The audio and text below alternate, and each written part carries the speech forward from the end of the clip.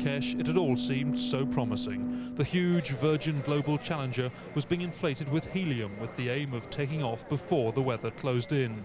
Wind strength was a gamble, but Richard Branson was sure his latest attempt to float around the world would get off the ground. It did, but not the way he intended, as nature took the upper hand. A strong desert gust tore the balloon free from its moorings, carrying it high into the African skies, and with it the Virgin tycoon's dreams of an epic. Now, not so much around the world in 80 or rather 20 days, more gone with the wind. Yeah, massive disappointment, but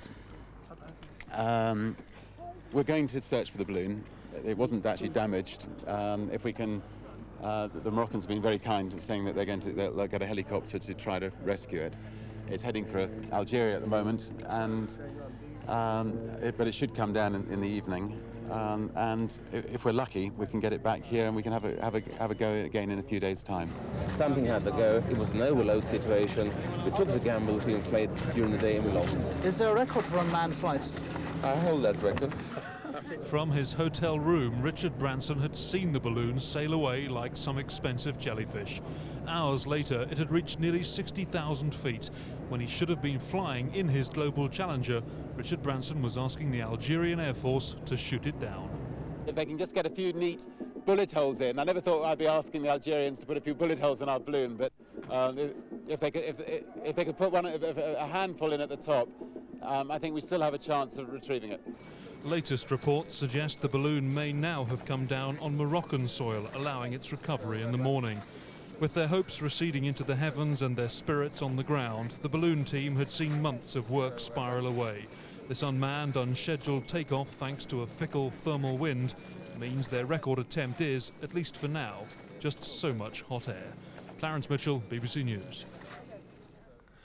The families of two British aid workers held hostage for 5 months in Russia's breakaway Republic of... is as old as welfare itself.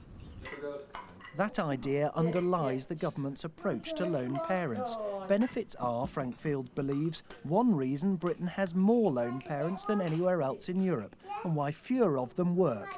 But recently divorced Margaret Cannon believes her most important job's looking after her 2 children. I'm not happy about it at the moment. I feel that all children need their mother at home, not necessarily their mother, a parent at home, because no one can look after their children the way a parent can. When it comes to school-age children, a little bit different. They're going to school, so you're going to have to pass them over to the state anyway. But I understand that some in the government want to go even further. A draft document on long-term welfare reform is circulating in Whitehall at the moment. It argues that in principle, different types of families should be treated equally.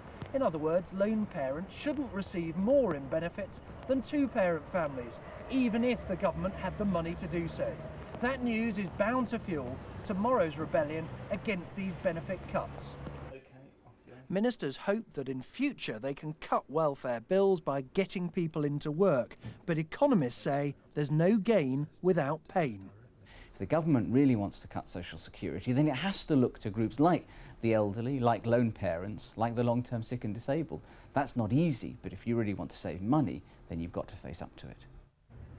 That's a lesson the welfare-rich Finns have learnt the hard way. A centre-left government's been cutting their benefit for some years now, and their social security minister has got some good publicity, but she warned Frank Field to expect trouble from his own side.